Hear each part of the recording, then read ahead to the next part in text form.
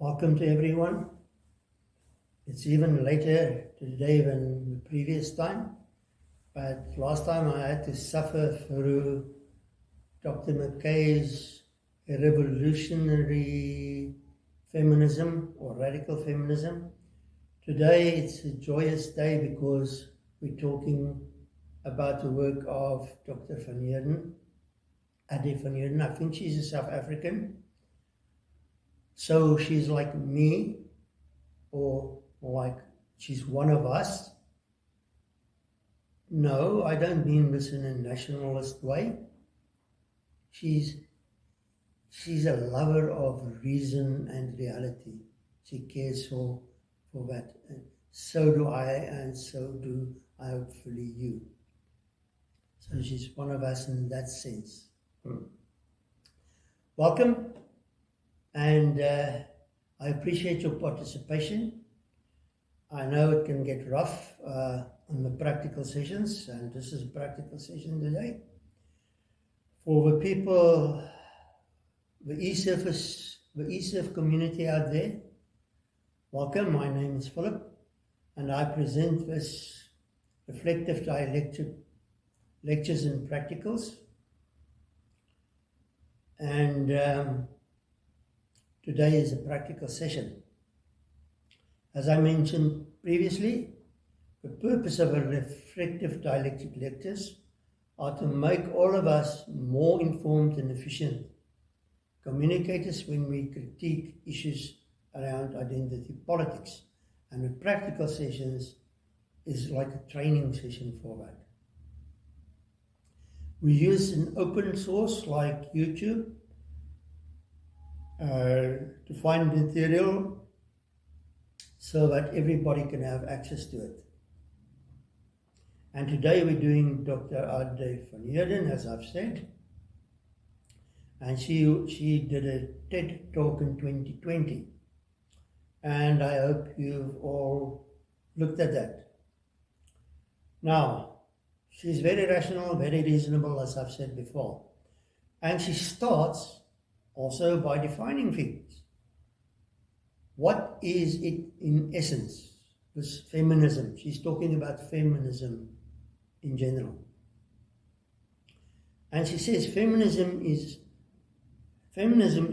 commonly defined as the advocacy for women's rights on the grounds of equality of the sexes.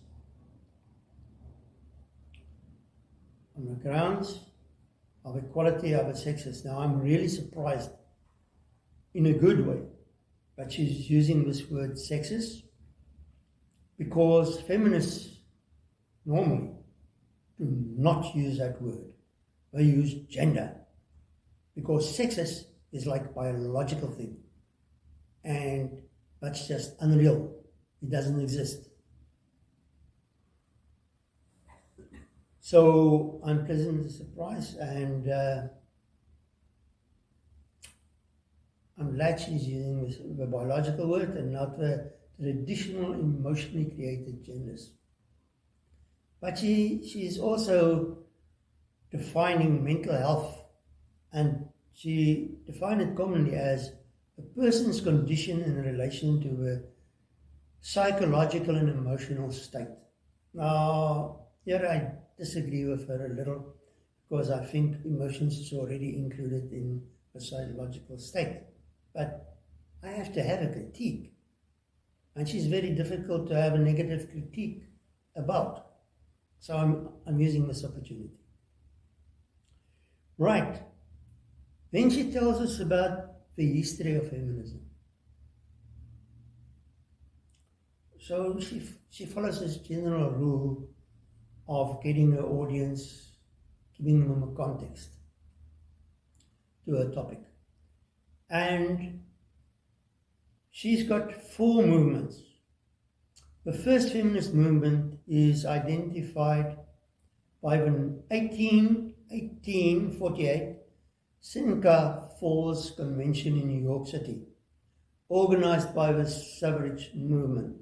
Now, we've had the suffrage movement previously. But she gives a specific convention and a specific date, 1848. She says, women fought for their fair share of the fruits of enlightenment and liberated society of a new world. That was actually my words, not hers. But that's kind of what she said. Want me to repeat it? Okay, I can. Women fought for their fair share of the fruits of enlightenment and liberated society of a new world. Actually, also old Europe, but okay, forgive me for that one. Now, what did they fight for? First of all, the right to vote. Second, the right to own property, because they weren't allowed to.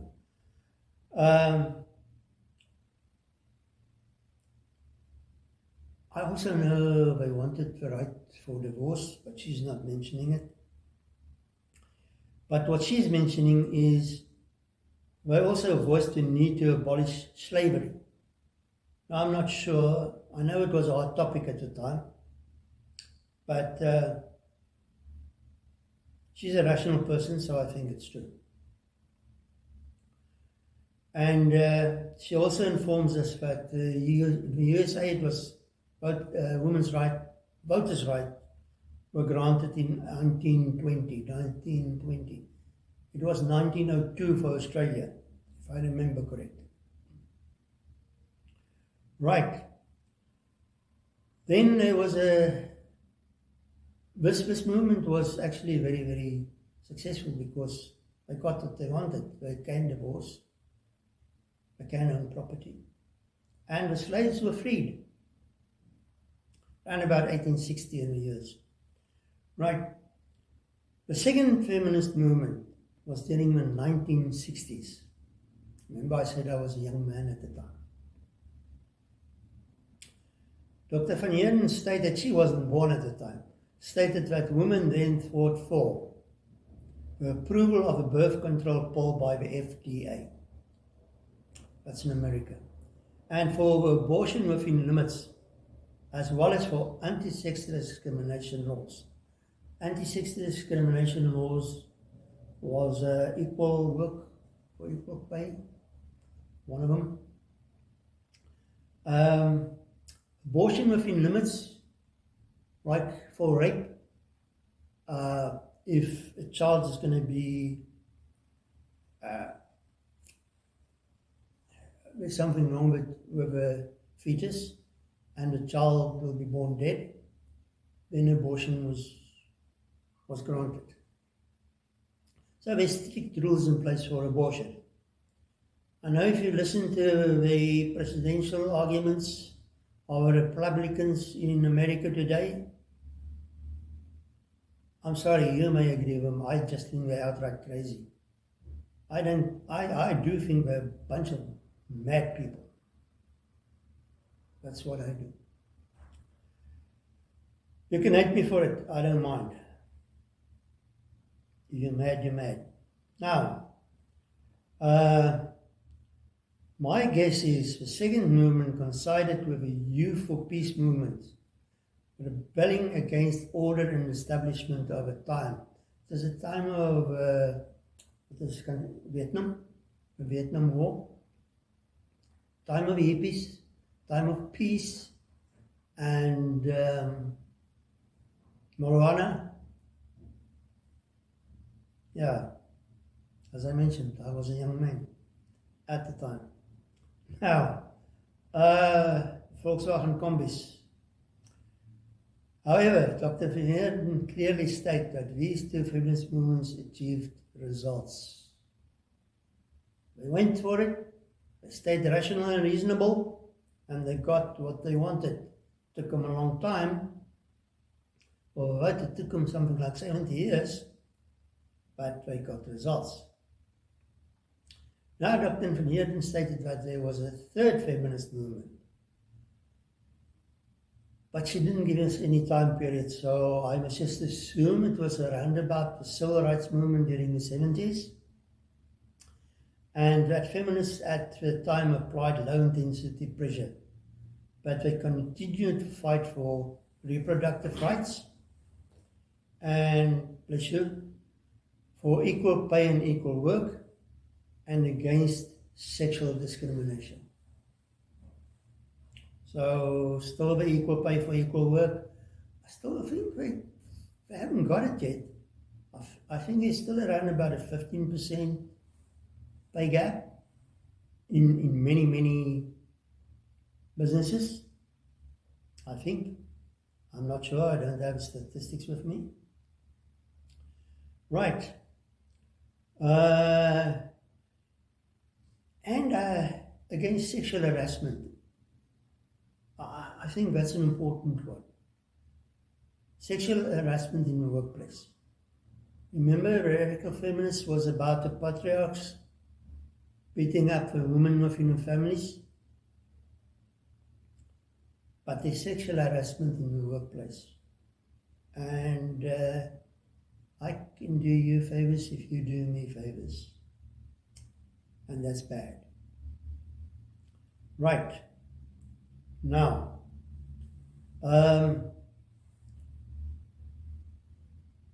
what I miss here, and believe it is true, is that feminists intensified the fight against sexual harassment. But I think with limited success. That's what I just said. Right. Dr. van Heerden then surprised me with a fourth feminist movement, but she dated as recently as 2012. I wasn't really surprised. I was just surprised that she was going to talk about it. But maybe I shouldn't have been. This movement seems to be qualitatively different. My words, not hers. What she describes as a high-pressure political strategy rather than a needs strategy, but energized the past three movements. The past three movements was about needs, what women needed.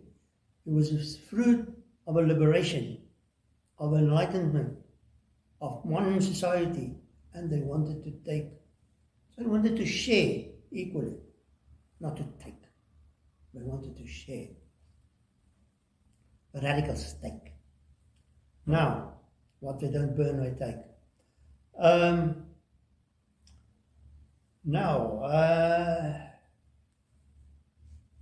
She says the radical feminists, and she's going to describe the radical feminists. This is now, she dated them to 2012.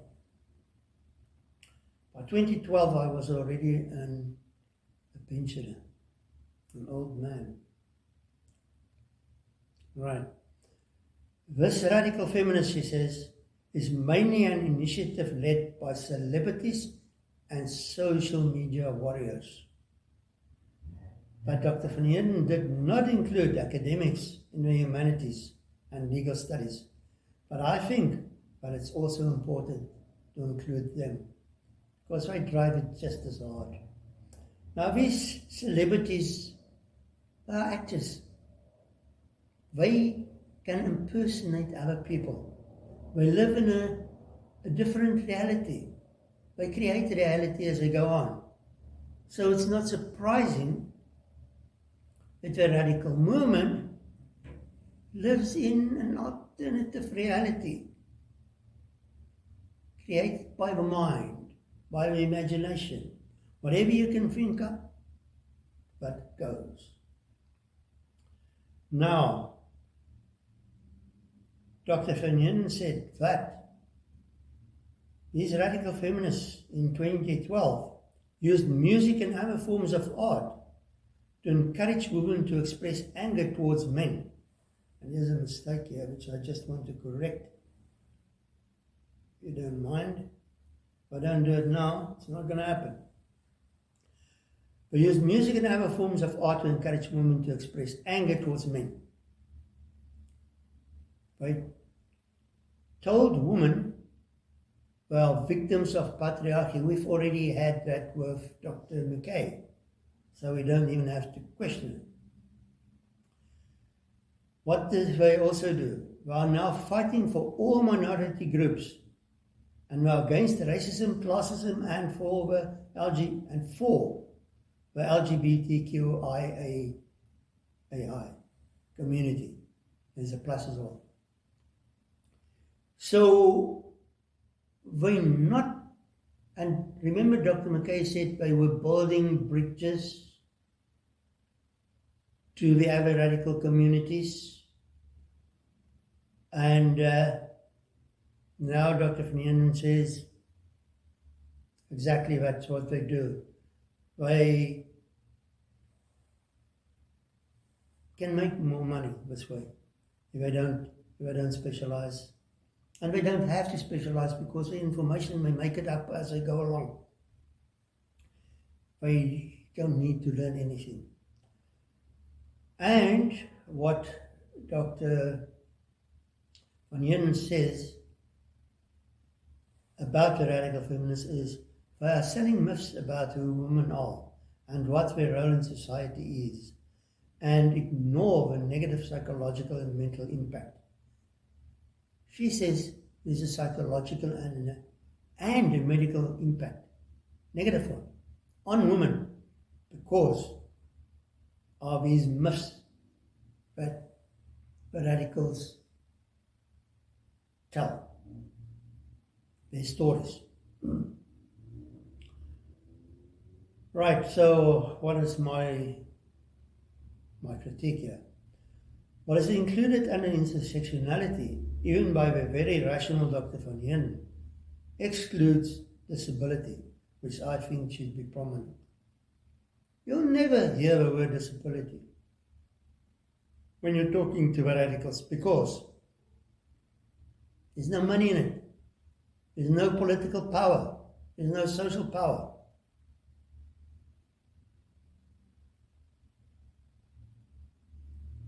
These are people denied our functionality. I can't say our functionality because I have a disability of 2 myself, but not serious ones. And she says, well, it's my critique. It is a political strategy rather than gender activists fighting for legal change. It's pure politics. That's my critique. So I'm not critiquing Dr. van Heerden because I can't. Not that she's above critique, it's just that she's very rational. But I generalize my critique. I have to have it. Dr. van Heerden voiced 4 myths with which I do agree. 1. Women are taught that they are victims and therefore vulnerable, fragile and in imminent danger. Thus, they rage about gender-based violence and an unsafe world. And then Dr. van Heerden, to make a point, quotes South African statistics. So I think she's in South African, not only by her surname, but by her statistics. And she's talking in America, in New York, I assume. Right. What does the statistics tell us? And remember, what radicals say, women are the subjects of violence. Dr. van Heerden says, more men than women experience violent crime. And she gives the percentages. She says, more men than women are murdered. And she gives the statistics on that, which is horrifying. And then she says, women are more educated and resolute than ever before. Women acquire more B degrees than men over the past 30 years. So what I think is that women are actually using the freedoms they gained from the first and second feminist movements to establish themselves as equal citizens by doing the work. They've got the opportunity given to them by law. And they're using it. They wanted it, they advocated for it, they got it, and they're using it. Now the radicals are kind of negating all of that.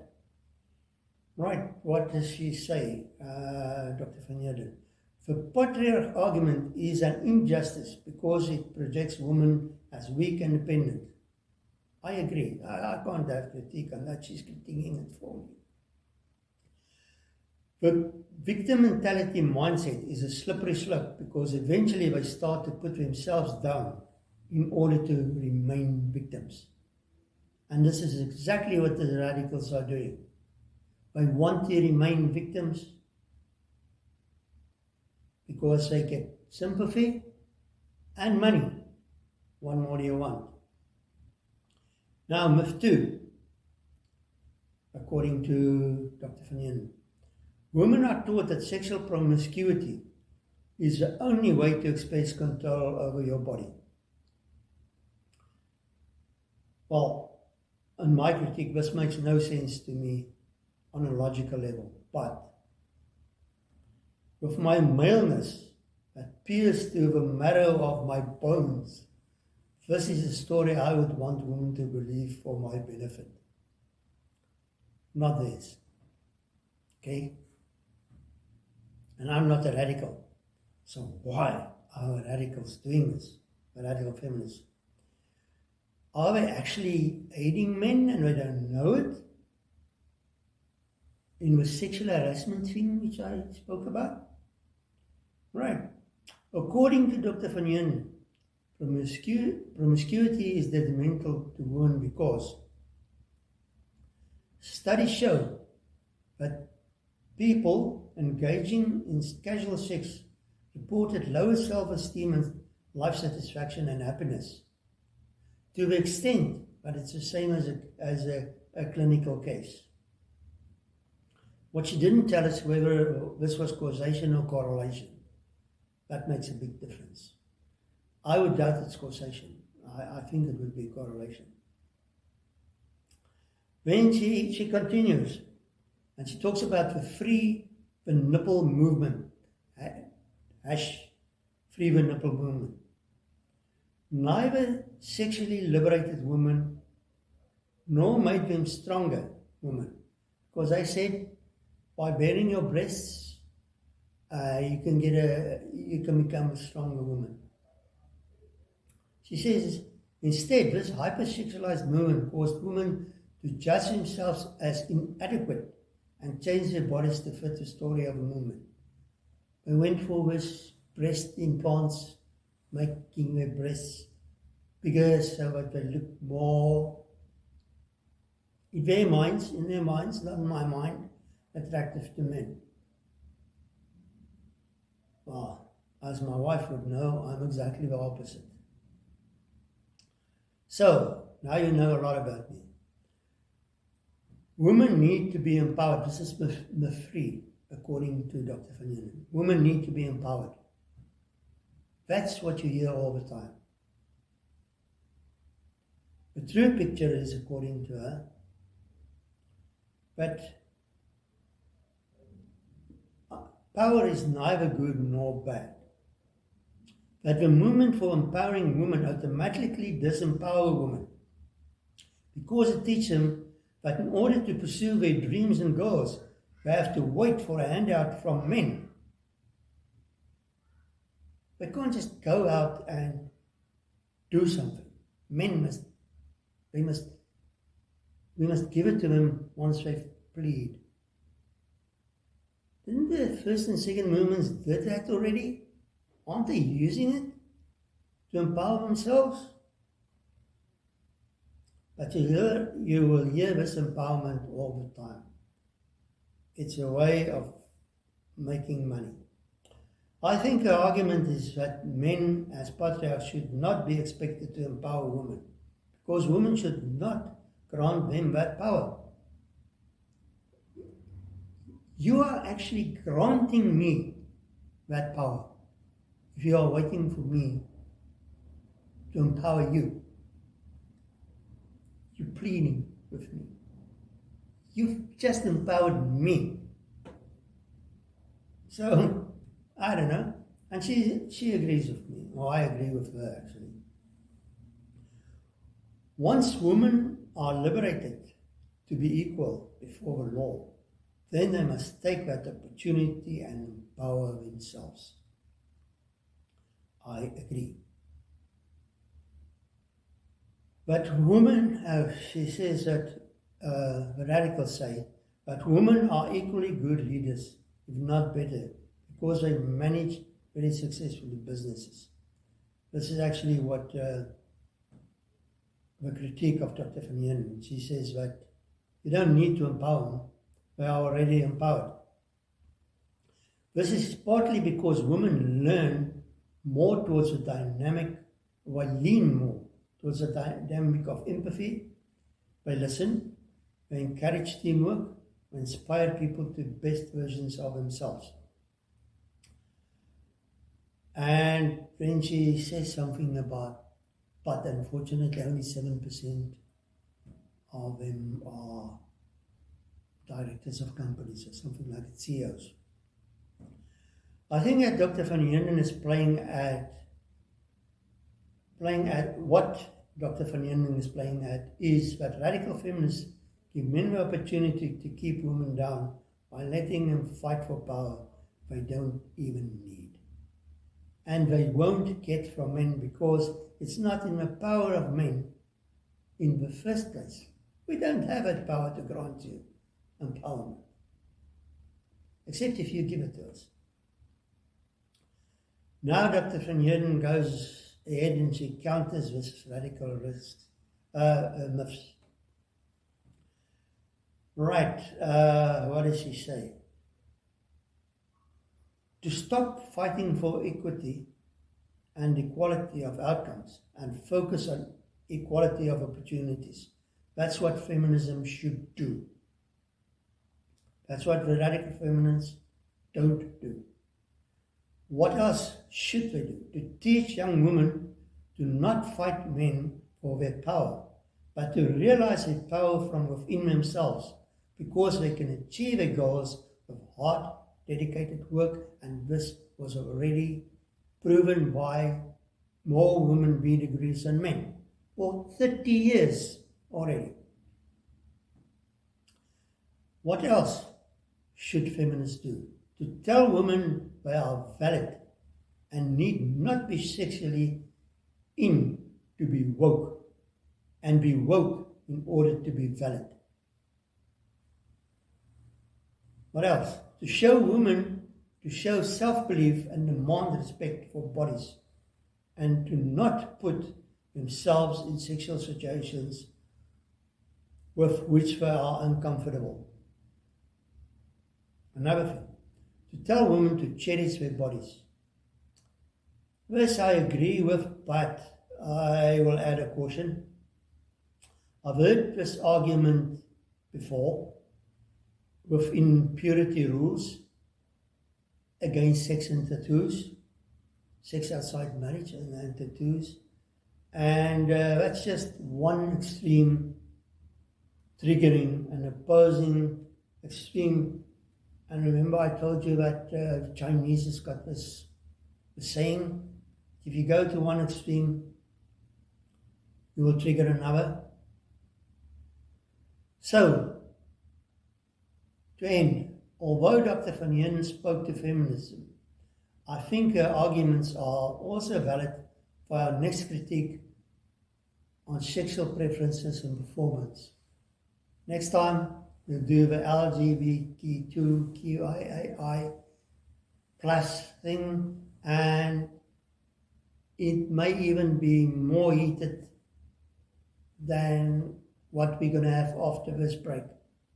Thanks for listening to my critique. I'll listen to yours within 20 minutes. Thank you.